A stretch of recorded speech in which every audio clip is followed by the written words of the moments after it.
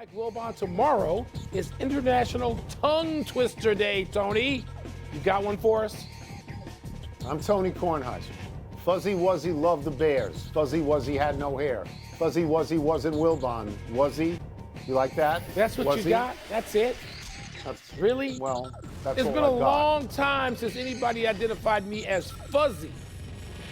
You know, I had some, as you know, in the 80s when I had the big hair. You know, the big Oscar you had a lot Gamble of hair. fro. You know, but that's been a I while. have pictures. I have pictures of you. I do. Pictures were of overseas you here. at the Welcome Olympics. to PTI, Yeah. boys and girls. Today's episode, Justin Verlander contemplates the state of the starting pitcher. Baseball tests a new robo-ump, and LeBron puts 40 on the Blazers. But we begin today with Canada beating the United States last night in the final of the Four Nations face-off. Canada won 3-2 in overtime on a goal by Connor McDavid. Canada's goalie, Jordan Binnington, who was much criticized going into this tournament, had 31 saves. The last 20 shots he faced, including 8 in the third period, 6 in the overtime. Wilbon, what are your reflections on this game and the event? It was thrilling. It was exhilarating. It was. I was tired at the end of it. I called you to try to get you to get through the third period. I know I was unsuccessful, but you seemed spent after 2 periods, so I let it go. Yeah. But as you know, because you watched a lot of it, I watched all of it, it was amazing. Bennington is the MVP. I don't care what the vote is. They can't win the game without Bennington making a couple of saves. And by the way, he did it in the building in which he won a Stanley Cup 6 years ago in Boston. He did that as a young goaltender, and he does it again for Canada, which a lot of Canadians didn't even want him. They didn't think he should be named the goaltender for that team. And he stops Austin Matthews a couple of times where you go, no, the game's over. It's done. He saves the game for his team to then get in a position for the biggest star on the team, of course, to win it. I'm going to push back a little bit on saying this was the equal or surpasses a Game 7 in the Stanley Cup. I don't believe that, having been to some Game 7s when my team, the Blackhawks, played in those games. I'm not going that far, but everything about it was good. Everything about it says, do this again. Don't go back to an all-star game. Don't you dare do this some more.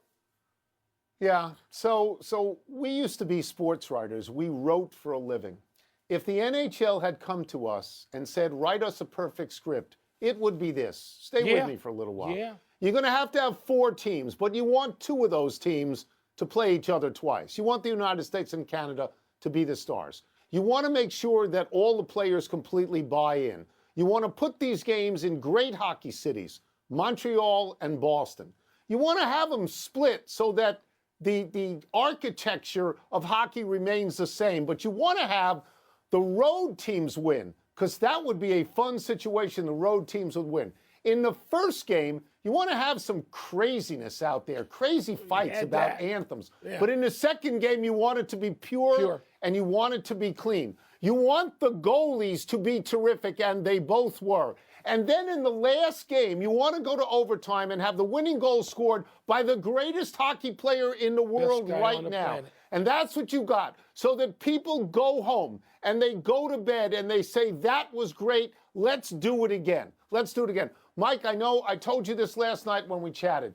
The thing that got to me most was the pregame. When Canada brought out Wayne Gretzky as captain, the greatest player in the history of hockey. And then the United States brings out Mike Eruzione, okay? And he's wearing a Gaudreau shirt.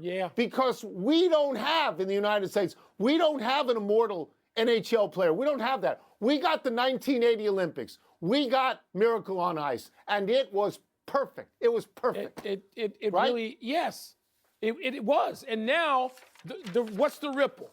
What is it going to mean going forward? What is the NHL going to do? Let me ask another question. What's the NBA going to do?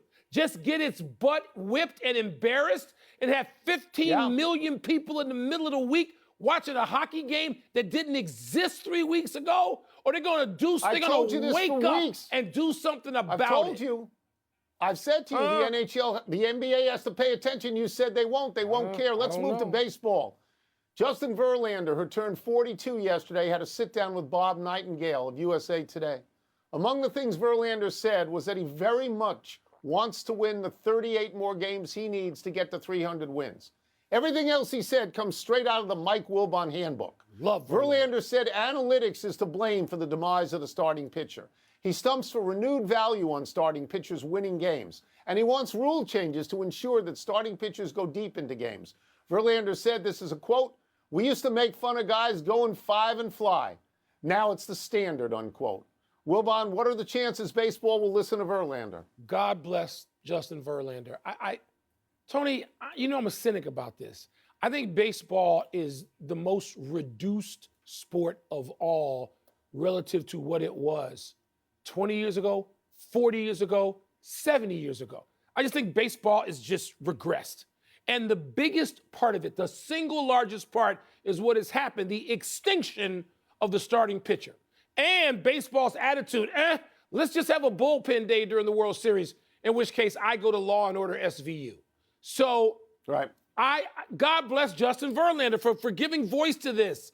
A guy who's out there in the trenches. He has been a big star. He's pitched in multiple markets. He's been in the game long enough, and he came in at a point where people still completed games. 28 complete games last year.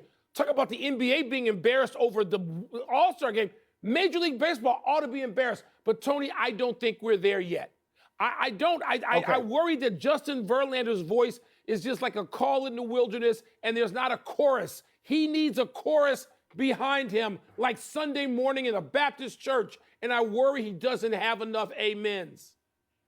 So Verlander has been a guest on this high-quality program several times. He is a great guest. Yes, I find myself agreeing with virtually everything that he says. I don't know in this moment, when he looks at the world of pitching, I don't know how much of that is from the narrow prism of a guy trying to get to 300 wins, but I think we both agree if he gets to 300 wins, he'll be the last guy to ever do it because pitchers don't get enough starts and managers don't leave them in long enough to hang around. Now, I don't believe that managers don't want their starting pitchers to win. I think they do want them to win, but they have found another path to winning, or sometimes the GM calls and says, too many pitches, get them out of here. Yeah. Okay? So, okay. Now, I don't want to just slam analytics, Mike, because I think analytics are a tool you use to get better. I don't think they're handcuffs. And Justin Verlander, when he went to Houston, praised the analytics in Houston. But having said that, I want to see pitchers go 7, 8, and 9. And let me say this to you, Mike, that if we know Rob Manfred for anything, he's willing to tinker with the game to make it better. Yeah. It's Rob Manfred's pitch clock. It's Rob Manfred's no defensive shifts in the infield. It's Rob Manfred, universal DH. It's Rob Manfred, ghost runner. He's like the Wizard of Oz there. So I am hopeful. I am more hopeful than you are. Good. I am. Spread the gospel. You and Justin Verlander, spread it, because I don't know that baseball's invested. I don't know that baseball sees itself looking over the cliff just yet. They pull themselves back by shortening the game to 2.5 hours from 3:00, whatever it is. But I don't think they see this, Tony, as anything that's going to necessarily enhance it. Maybe Manfred does. Maybe with Theo pushing him in the back, he'll get there. One can hope. Yeah. See. Baseball is testing something new this spring training. Yesterday, Cody Poteet of my Cubbies became the first pitcher in the majors to challenge a ball strike call. Poteet appealed the umpire's call of ball by tapping his head, and a computer simulation on the scoreboard ruled it a strike, reversing the call. Only pitchers, catchers, and hitters are able to appeal anyway, and teams run out of challenges after failing twice. The system could graduate to regular season games as soon as next year. From what you've seen so far, are you a fan? Okay, so the issue for me is time. Yeah. How much time does it take to do this? You know, the best thing that's happened to baseball in 50 years.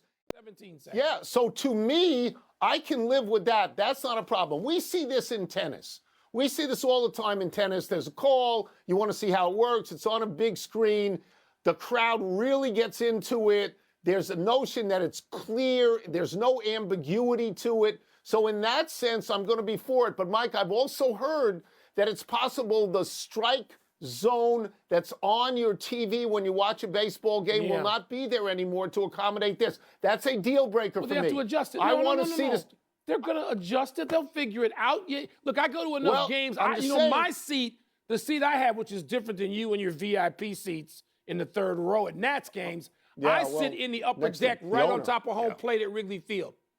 And what you realize, Tony, is the view we get, which is over usually with the right shoulder, it's slightly off. And I've had people explain this to me over the years. They can play with that. They can get that exact. I'm for it. But only, like you, 17 seconds is about my limit. That's it. I know you can't go to 20. Don't give me 45. And I understand it was new yesterday. I'm fine. You got to play with it. You got to experiment with it. You got to get it right.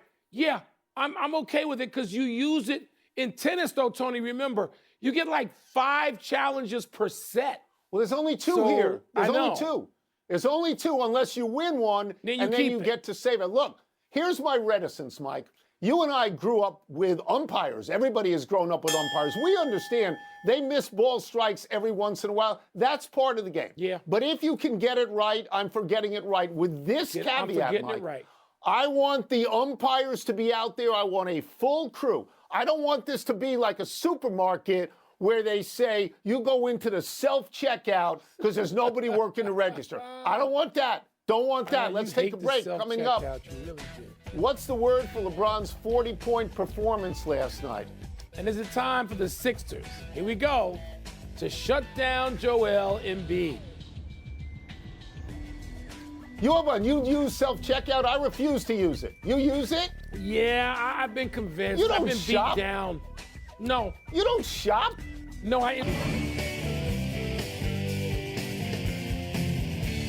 Time to get spectacular with our vernacular. That's a good line. What's first? LeBron's performance in a win over the Blazers last night was blank. My word is redemptive. He had 40 points. I think he was 14 for 24 from the field. He did it without Luka, who did not play. He did it in a back-to-back on the road. His coach, J.J. Redick, said of LeBron, this is a quote, he sets the standard for how you're supposed to approach this craft, unquote. So I think this was LeBron talking to Brendan Hayward, saying, oh, yeah? And saying to Brendan Hayward, they pay me to win regular season games and playoff games, not exhibition games. And by the way, the Lakers pay me, the league doesn't pay me. And I think he was also saying to Luka, this is still my team. Love having you, love working with you, but this is still my team. He's 40 years old. He's having the best year anyone that age ever had in basketball. Amen. But Tony, he had to. It was necessary. That's my word. Because the Lakers had lost to Utah. They had lost to Charlotte, 2 of the 4 worst teams in the league, and they went to Portland, which has been a bad team, but I'm really glad for my man Chauncey Billups. Portland had won 6 straight road games, and I thought the Lakers were going to lose that game last night, particularly when Luka wasn't going to play. Yeah. LeBron saved them. It was necessary because you got teams coming up on the rail, including Sacramento, Golden State, Dallas, the Clippers, Minnesota. The Lakers can't afford, even though they're ahead of them, even though the Lakers had a fine first 2/3 of the season, they cannot afford to go into some tailspin now because they still got to figure out how Luka and LeBron are going to do this. So those two have to figure it out. That's only fair. But in the meantime, you cannot go and lose 3, 4, 5 in a row. It was necessary for LeBron to do that. And it's a good word. I'm just saying this was also aimed at Brendan Hayward. Good win. It was aimed at Brendan Hayward. What's next? The Sixers would be blank to shut down Joel Embiid. Ooh. My word is justified because he can't play. Yeah. He was off for a week, Mike. He came back. He played 27 minutes in a loss. He shot 3 for 9. Okay, it's not working. So they would be justified in shutting him down. But it's also true that he's had stuff happen like this before. And then he gets out there and he plays a couple of good games, 3, 4 games in a row. And suddenly the Sixers are kind of sort of a threat in the playoffs. So while you can justify shutting him down, you don't have to, because this is the arc of his career. Tony, it would be strategic too, because you're looking at a draft that is supposed to be, and Jay Billis reminded us of this last week, a really good at the top and deep. And if you're the Sixers and you are considering, apparently, shutting down Paul George, too, who's got knee issues, then you're looking at the lottery. They can't even catch the Bulls for a play-in spot. So then you're looking at that. And I don't know who a big is, if there's anybody out there who down the line could sort of replace even the numbers, much less the impact of Embiid. Malowich, the kid at Duke, the 7'2" kid, he doesn't seem like that now, but I don't know how the draft is going to shape out with not yet. Not with, well, Olajuwon averaged like 7 and something his freshman year too, and then oops, look what happened. So you big kids take a longer time to develop. I don't know. But Tony, let me give some credit to our friend Kendrick Perkins, who I know I was sitting with a couple of different times, and he said, hey, this is not hard. Sit Joel Embiid. Sit him down, force him to sit down. You cannot get through with this. You can't limp through with Joel Embiid doing this. And I think of a conversation that I had with Embiid in the finals last year where I hoped he got to now. Well, you were right. Yeah. You were prescient. That's the final word. Let's take one last break. Still to come, the Yankees decide whether it's finally time to end their beard ban. And the Spurs beat the Suns with no Wemby. The Suns, man. I think they are now officially the most disappointing team in the West. Philly in the East, Suns in the West. 76ers paid so much for Embiid and George. They're getting nothing. They're getting nothing from them. No, they're not. No. Happy time, people. Happy 79th birthday, Bob Ryan. Our dear friend, one of the greatest sports writers of all time. Bobby's been working at the Boston Globe since 1968, when he graduated from Boston College. He's in the Basketball Hall of Fame just like you, Wilbon. He covered the Celtics when the Celtics were great. He wrote about all the Boston teams, the Red Sox, the Bruins, the Patriots, the college teams. He thinks Bobby Orr is the greatest hockey player ever, and that gets you crazy, Wilbon. Yeah. He's in the National Sports Media Hall of Fame. He's been on Sports Reporters, Around the Horn, PTI 1,000,000 times. More important than all this stuff is that Bob Ryan is great to talk to about anything and everything, and we love him. But the fact that Bob Ryan and Charles Barkley back-to-back birthdays. Tony, one of the great thrills of my life was meeting Bobby Orr a month or so ago. And Orr saying he loved that Bob Ryan had his back when we got into this daily thing about Gretzky and Orr. And by the way, I hate to burst Bob's bubble, but it's clear that Orr thinks Gretzky is the greatest player of all time. I'm just saying. Happy anniversary, Anthony Davis. On this day 9 years ago, while with the New Orleans Pelicans, Davis scored 59 points in a win over the Pistons. Davis took 34 shots. He made 24 of them. 2 for 2 from 3, 9 for 10 from the foul line. Davis is now with Dallas after being traded from the Lakers for Luka Doncic.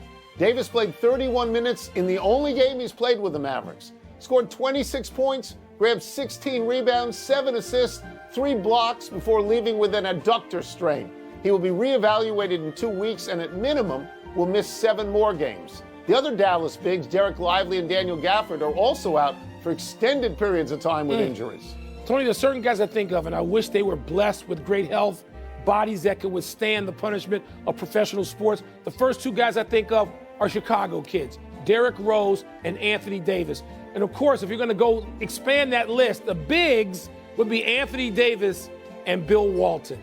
Wouldn't we like to see what they could do if they could have been out there for like 75, 80 a year?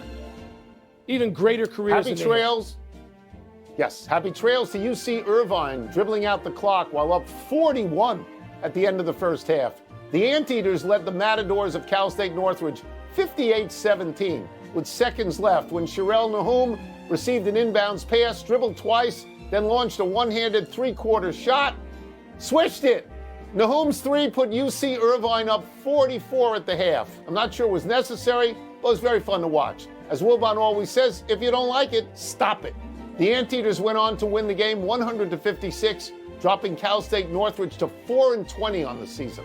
You have to feel bad for Cal State Northridge. You look up somebody's dribbling out of clock, and sometimes players don't take these shots because they don't want their shooting percentage to go down. Kudos. Really? Yeah. You think it's that selfish? Really? Yes. Let's go to the big finish. Let's do it. The Wemby-less Spurs beat the Suns in Austin, Texas last night. Is that significant? Yeah, it is for the Suns, who don't look right now, Tony, like they could even make the play in. They look like they're outside of that. The Yankees are ditching their facial hair ban for what Hal Steinbrenner is calling well-groomed beards. Make any sense? Goes all the way back to George Steinbrenner. It's 50, 60 years ago. I sort of liked it because it was the only one. You could always have a mustache. The U.S. women's soccer team blanked Colombia 2-0. Your thoughts? Yeah, it's like the 50th straight shutout. Yes. I mean, we expected. The Saints are reportedly hiring former Chargers head coach Brandon Staley as their defensive coordinator. Is he a good fit? It's a bad team. I mean, Kellen Moore is a young guy and with a lot of enthusiasm. It's not a good team. Last one, men's college hoops tonight. 14th ranked Michigan State at number 12 Michigan. Who you got, Mr. Big Ten? Who you got? Traditional Big Ten, baby. Not this California influx. I'm going with Tom Izzo and the boys to win in Ann Arbor. I am. We're out of time. We will try and do better the next time, and I am Tony Kornheiser. I'm Mike Wilbon. Have a great weekend, knuckleheads. You can get the podcast on the app or Apple Podcasts. Tony with James. Tonight, starting with the top team in the East, Donovan Mitchell and the Cavaliers hosting Jalen Brunson and the Knicks. It's a battle of big-name all-stars. Stephen A. Smith will join us in moments. And with that, welcome into SportsCenter. PTI coming right back. What other leagues could learn from the success of the Four Nations tournament? But we start with a developing story in the NFL. A source tells ESPN that NFL investigators have been on the ground in Baltimore speaking to some of the women who have accused Ravens kicker Justin Tucker of sexual misconduct. 16 women have accused Tucker of inappropriate conduct during massage sessions at spas in the Baltimore area. At least 2 spas have banned him. Tucker has denied any wrongdoing. NFL insider Jeff Darlington joins us now with much more on this story. Jeff, what more can you share on the league's investigation into Justin Tucker? Well, I can tell you for the first matter, when it comes to their comment, the league is not yet commenting, saying instead, we do not provide details or updates of the review process while investigations are ongoing. At his news conference during the Super Bowl, Roger Goodell did make clear that these are obviously serious issues, he said, and he said that he is taking them seriously, as is the NFL. Now, Tucker could be subject to discipline under the NFL's personal conduct policy. In total at this point, it is 16 massage therapists from 8 high-end Baltimore area spas. It started as 6 came forward and then 3 more, and now we're up to 16. Also important to point out, though, that these incidents reportedly all occurred during sessions from 2012 to 2016, which were Tucker's first 5 seasons in the NFL, Kevin. As we get more on this story, we will bring it to you right here on SportsCenter. Let's stay in the NFL. Other news, Todd Archer reporting that Cowboys offensive lineman Zach Martin is retiring after 11 seasons and 9 Pro Bowls. He was a first-team All-Pro 7 times. That's the same number of holding calls he was called for in his entire career. Martin was known for his durability, but for an ankle injury, it limited him to 10 games last season. He was fantastic, number 70. Back here with Jeff Darlington and alongside 2-time Super Bowl champ Damian Woody. Jeff, this is a big loss for the Cowboys and what's a very pivotal offseason for them. What are you hearing about the team's top priority this offseason? Well, Kevin, it is a pivotal offseason, pivotal for the team itself and pivotal for Micah Parsons, perhaps their most important defensive player. Now, Parsons does have 1 year remaining on his contract, but it is a priority to get this deal done this offseason for a number of reasons. The first of which is it will allow some cap relief for this team to target other